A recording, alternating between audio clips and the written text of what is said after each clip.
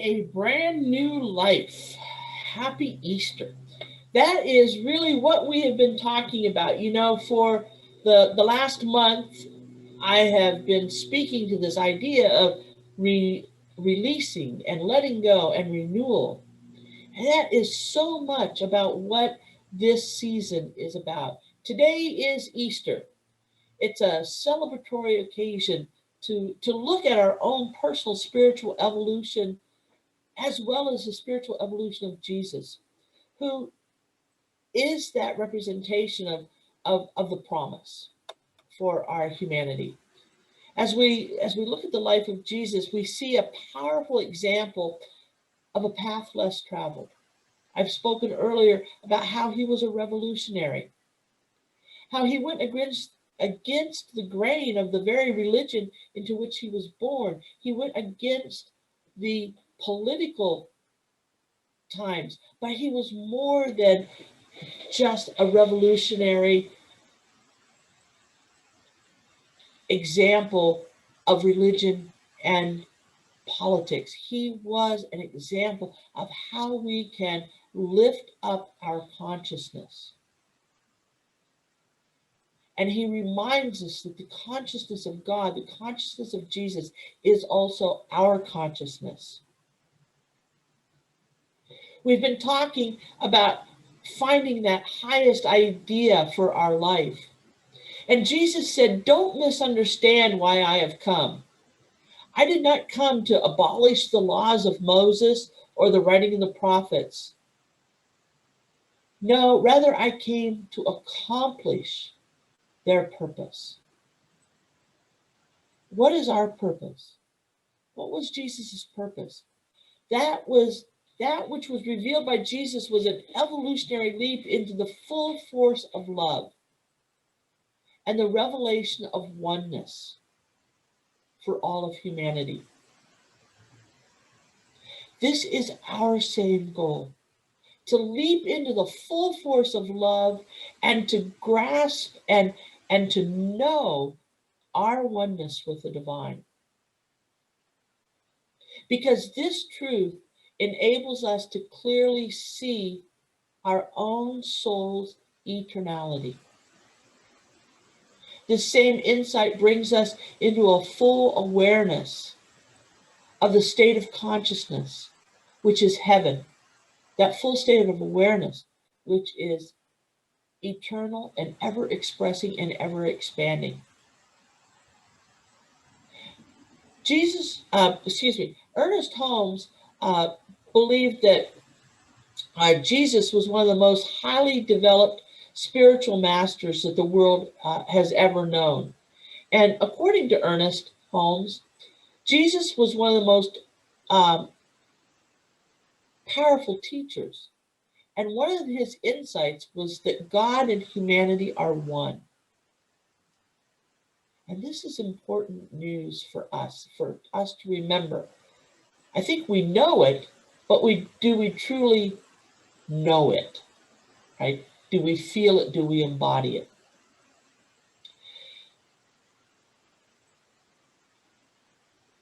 On Friday, when we did our Good Friday service, we spoke to this idea that his death and resurrection is the spiritualization of his consciousness, of his uplifting, moving to a different plane of consciousness. And this is what we are called to do, is to have this uplifting of our consciousness. Ernest Holmes always tells us that we can die daily. And for our finite human self, that can be kind of scary. Wait, I don't want to die daily. But we want our beliefs, our ideas that are not of God to fall away, so that our consciousness is unburdened, and so we can lift up. Jesus walked the path less traveled, and in many respects, that is the path that we are being called to walk as well, is to step out of the crowd and to follow our own wisdom that is inherently within us and of God. As we are transformed and we walk this path, we're reminded by Paul's words to the Romans, be not conformed to this world, but be transformed by the renewing of your mind, that you may be that which is good, acceptable, and perfect, which is the will of God. You know, in March, we opened ourselves to the highest possibilities of our lives by living the question, what is the highest idea which is seeking to emerge through me? Now, this month, in April, we begin our journey and to live from our vision, to live from this idea that is seeking to emerge and be. This highest idea. It's been revealed to us through this process of release and letting go and going into the stillness and listening for the still small voice within. Now it's seeking to be expressed. And so we want to continue to embrace with curiosity the changes in ourselves as we navigate this new path with steps of spiritual practicality. As we say yes to this evolutionary journey, as we say yes to this highest idea that is seeking to be expressed through us, we will be transformed and we will transform the world. One person, one thought, one idea at a time. And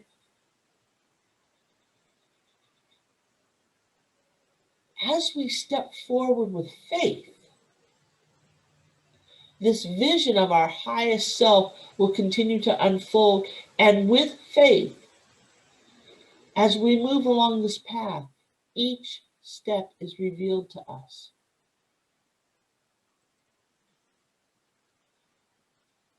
One of my favorite quotes from Ernest Holmes in regards to resurrection and lifting up ourselves to this highest idea is the resurrection of life is today. And I allow all thoughts of death, all fear of change to slip from me. And I step out of the tomb of uncertainty and I step in to the light of the eternal. Joyfully, I am resurrected into that which is beautiful, enduring, and true.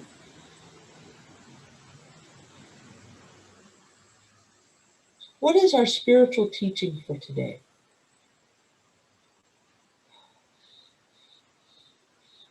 We want to remember that we believe in the eternality, the immortality, and the continuity of the individual soul that is forever and ever expanding and expressing. That as we become conscious of the divine image, that greater idea, and our oneness with the divine,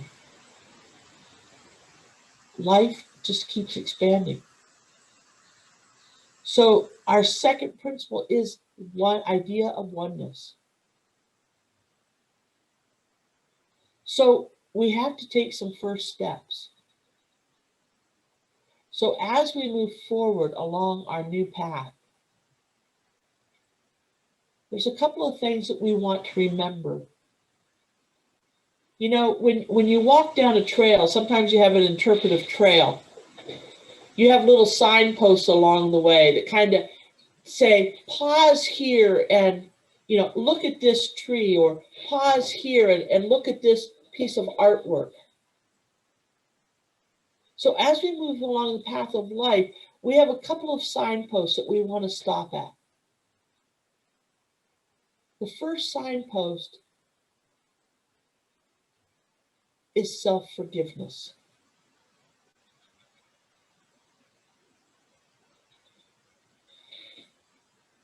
One of the outstanding things that Jesus taught was that the mistakes of yesterday can be canceled,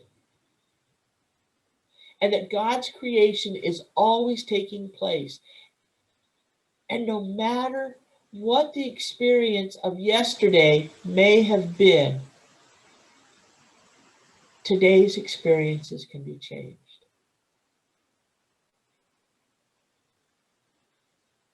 Sometimes we need to practice self-forgiveness, to remind ourselves that the mistakes that we've made in the past do not need to be repeated.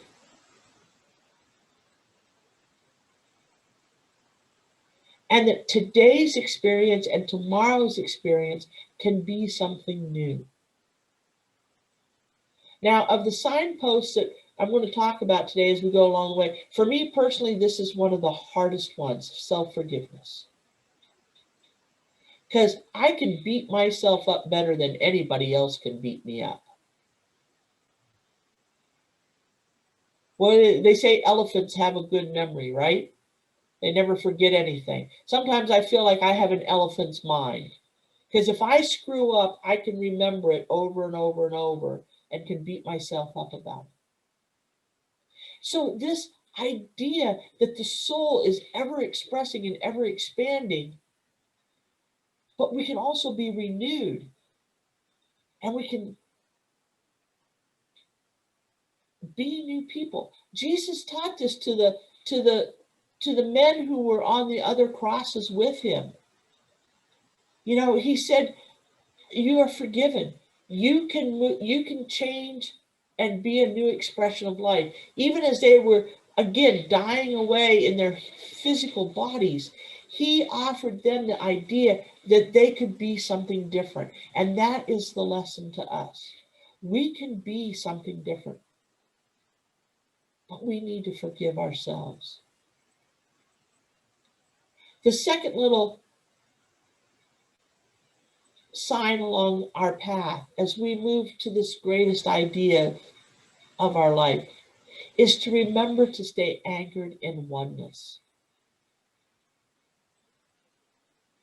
Again, we know that we are one with the divine. We know that all that God is within us. All the qualities are within us, and that there is no separation. But we can become separated. We can forget. This goes back to step one. When we forget, we also are compassionate to ourselves. We say, okay, we made a misstep, but I'm back on the path now. I know that I am one.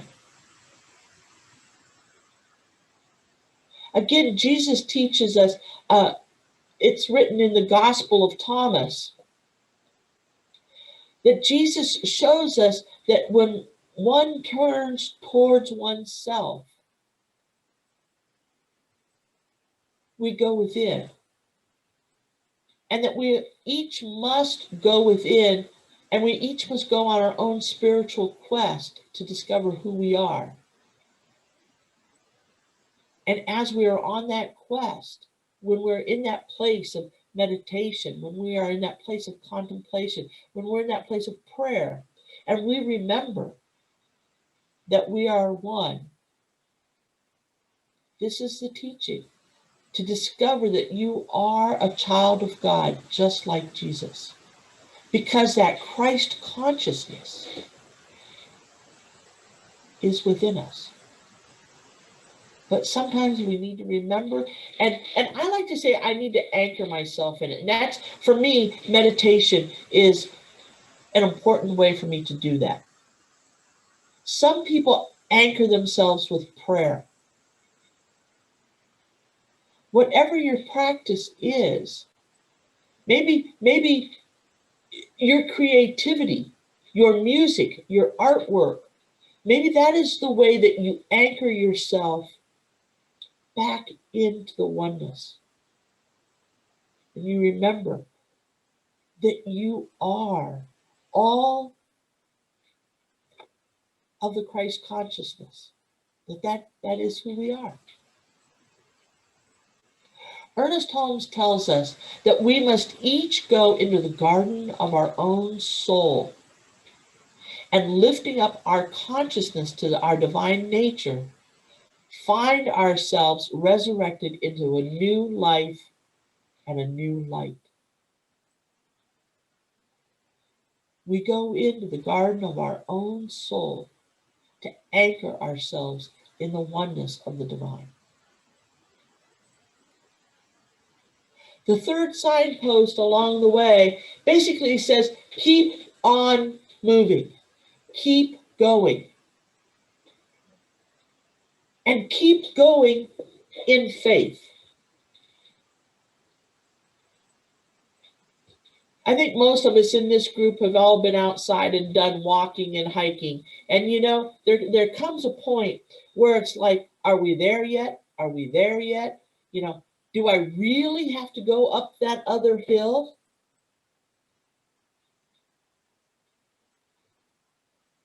Ernest Holmes writes, I know that limitation and fear do not exist in God's kingdom. The light of the Spirit within me dissolves every obstruction in my path. Everything, unlike the perfect nature of the divine, disappears. My entire thought, will, and imagination are saturated with the divine presence, which ever proclaims, behold, I make all things new. But we have to step forward in faith. We have to step forward trusting and knowing that the past does not have to be repeated in our everyday. We have to walk in faith, knowing that we are guided, that we are directed by Spirit, that we are walking on a path that is the path of love. It is the path of transformation.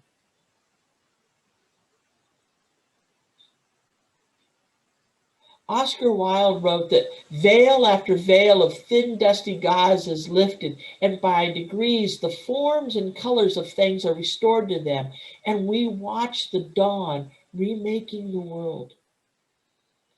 As we continue down our path, as we continue on this trail to that highest idea of who we are, we can watch the remaking of the world. As we step out in love and faith, we are transformed. We remember to love ourselves. We remember to forgive ourselves, to be gentle with ourselves, to have compassion for ourselves. And as we do this, the world opens up and we have a brand new day. We have a brand new life.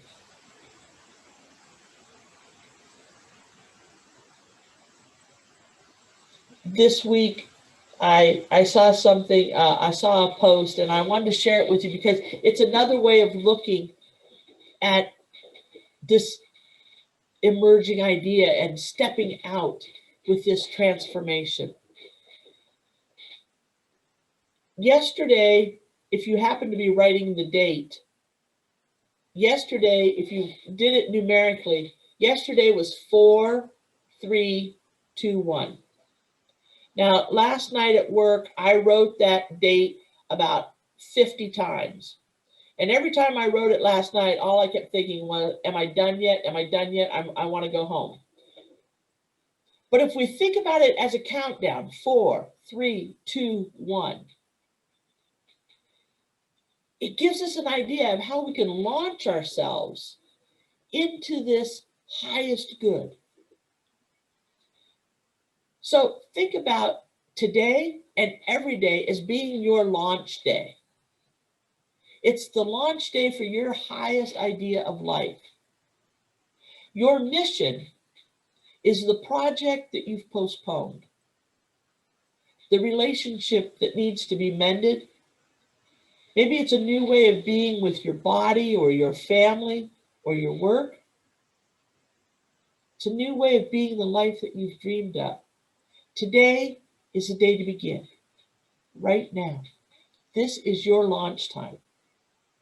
So if we think about this in the terms of a launch, of a satellite, or we're all of the Apollo age, right? Launching the Apollo capsule. The launch site for us is the place where you are right now. Hafez says, God circled on a map for you the place where you are right now. Wherever we are, Pema Chodron says, start here, start now, right? Start from the place where you are. Our launch is fueled by faith, hope, and love. And I think the greatest fuel for us is love. And what are we carrying? What's our payload, right? On the shuttle. Our payload is the qualities of the divine. Remembering that God is love, life, truth, and beauty. See, we are imbued with these qualities.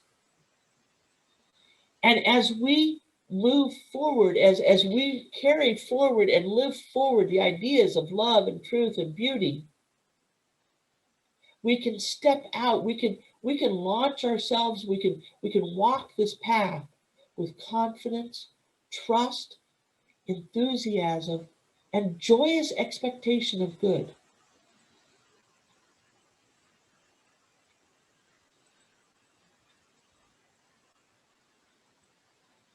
Four, three, two, one. It's liftoff. Every moment of your life is the liftoff. And unlike our space program with the shuttle or the Apollos or any of the other missiles that we have sent off, we don't have to have months and months and months of planning. We can lift off every day.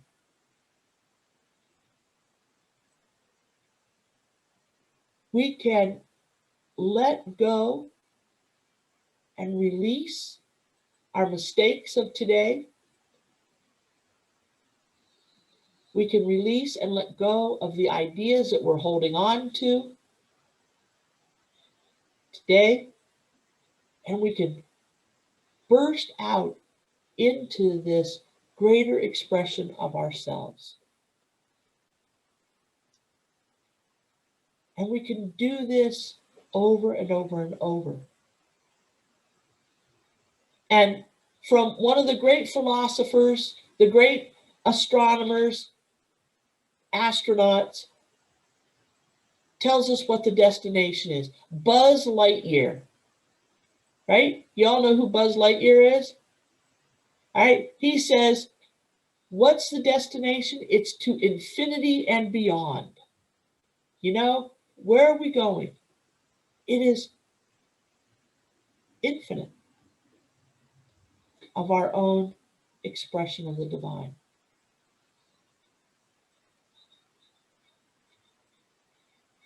We stand grounded in this truth that Ernest Holmes wrote, and I repeat this, that the resurrection of life is today.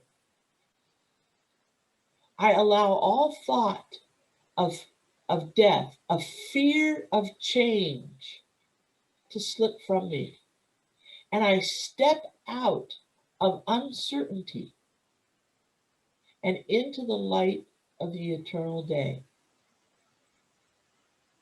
And joyfully I am resurrected into that which is beautiful, enduring, and true. The author, John Wellwood, who wrote about love relationships, I think he sums up the journey of renewal with love as our impetus. He says, awareness born of love is the only force that can bring healing and renewal.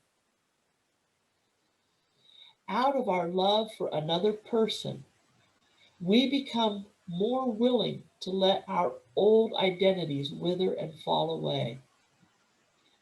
And we enter a dark night of the soul so that we may stand naked once more in the presence of the great mystery that lies at the core of our being.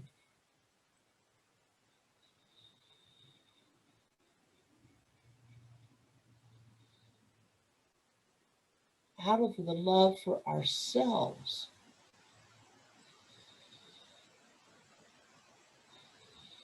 we allow ourselves to stand once more in the presence of the great mystery that lies at the core of our being, which is the divine.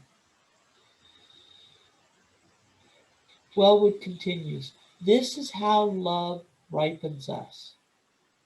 By warming us from within and inspiring us to break out of our shell and lighting our way through the dark passage to a new birth.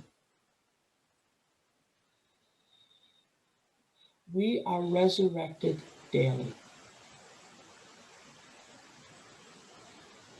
We can lift ourselves up and have this transformation today and every day. And that is the message of Easter. Namaste.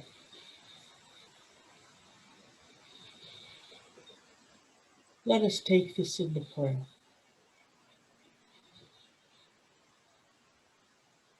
Blessed One, Holy One, Beloved, our Creator, Teacher, the divine, intelligence, indwelling Spirit that we know is the one that is ever expressing, ever expanding, ever creating, ever renewing all of life. That one power, that one presence, by whatever name we call it, is one with me, it is one with you, it is one with everyone on this planet. And so I know that on this day, I stand grounded in my oneness and propelled by love. That this is our truth, that we live in love as love.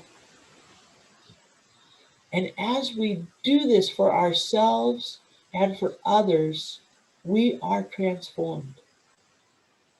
And we stand in faith, we walk forward in faith. As we go down this path and allow this highest idea of who we are to emerge, it allows us to truly be that highest idea of the divine that so wants to express itself through us, through each of us individually. And so I give thanks for this power and this presence, which is my life, which is your life, and which is the power of love moving through us. I give thanks on this day for this place of Mountainside, for these teachings of religious science, which show us how to lift ourselves up, that we might transform our own minds, and we may be a force of transformation in the world. As we create that world that works for everyone, is a place of peace and beauty and joy, harmony for all. We give thanks for this one power and presence which brings us together as a community and allows us to be that expanding awareness of love. I give thanks for it. I release my word. I let it go. And together we say, and so it is.